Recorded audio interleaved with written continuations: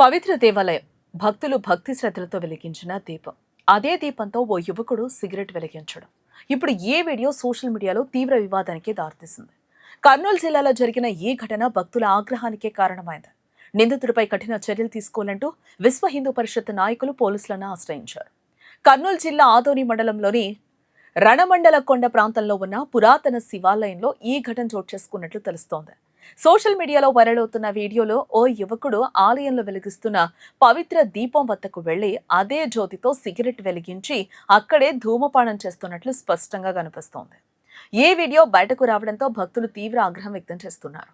ప్రాథమిక సమాచారం ప్రకారం వీడియోలో కనిపిస్తున్న వ్యక్తిని విరుపాపురం గ్రామానికి చెందిన వడ్డే ఈరన్నగా గుర్తించినట్లు తెలుస్తోంది.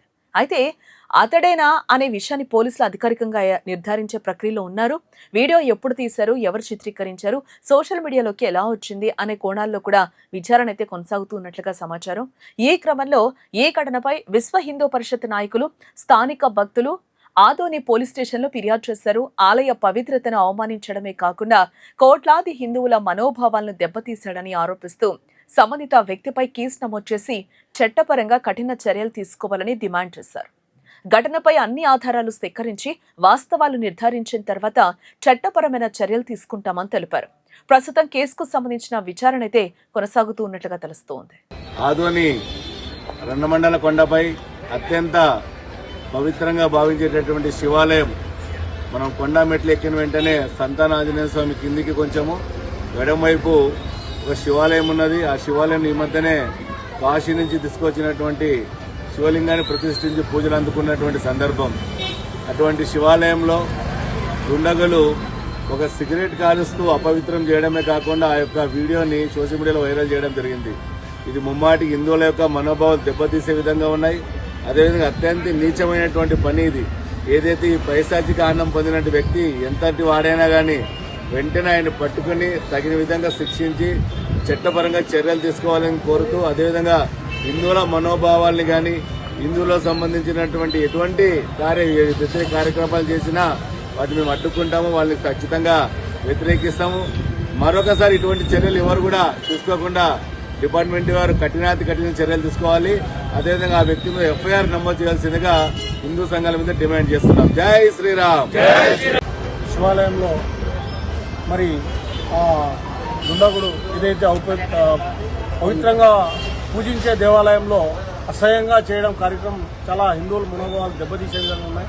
కాబట్టి ఒకటే తెలియజేస్తున్నాం, ఖచ్చితంగా ఎవరైతే ఆ ఘాతకానికి పాల్పడ్డాడో ఆ యువకుడిని ఖచ్చితంగా నాన్-ఎబుల్ సెక్షన్ కేసు పెట్టి ఖచ్చితంగా రిమాండ్ పంపించి భవిష్యత్తులో ఎవ్వరు కూడా హిందువులపై అనుచిత వ్యాఖ్యలు కాకుండా హిందువులపై గుళ్లపైన కూడా అలాగే దేవి మూర్తులను కూడా పవిత్రంగా భావించే విధంగా ఉండాలని, ఏదైతే ఈ విధంగా పాడుపడే వాళ్ళని కఠినంగా శిక్షించినట్లయితేనే మరొకరు భవిష్యత్తులో చేయాలన్న ఆలోచన కూడా రాకున్నట్టుగా ఉండాలని డిమాండ్ చేస్తున్నాం. ఖచ్చితంగా ఆ పిల్లోని నాన్-ఎబుల్ సెక్షన్లో రిమాండ్ చేసి కఠినంగా శిక్షిస్తే తప్ప ఇట్లాంటి ఘటనలు పునరావృతం కాకున్నట్లా ఉంటాయని చెప్పి డిమాండ్ చేస్తున్నాం. ఈరోజు ఇదే పరిస్థితి ఉత్తరప్రదేశ్లో అయింటే ఇంకో రకంగా ఉండేది.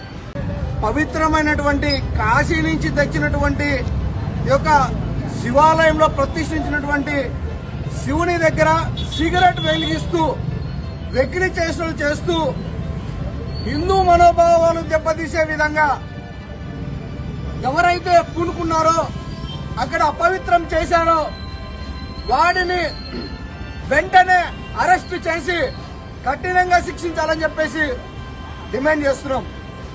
వాడితో పాటు ఎవరైతే వీడియో తీశారో అదేవిధంగా వారితో పాటు ఎవరైతే ఉన్నారో వారందరినీ కూడా అరెస్టు చేసి రిమాండ్కి పంపాలని చెప్పేసి మేము డిమాండ్ చేస్తున్నాం. ఇంకొకడు కూడా చెయ్యాలని వానికి ఆలోచన అనేది కూడా రాకోకుండా ప్రభుత్వం కానీ డిపార్ట్మెంట్ వారు కానీ సరైన శిక్ష సరైన రీతిలో విధిస్తే తప్ప ఇలాంటి మూర్ఖులు, ఇలాంటి మానవ మృగాలు, హిందూ వ్యతిరేకులు ఇంకొకడు చేయకుండా ఉండడానికి వాడిని రేపు వెంటనే అరెస్టు చేయాలని చెప్పేసి మేము డిమాండ్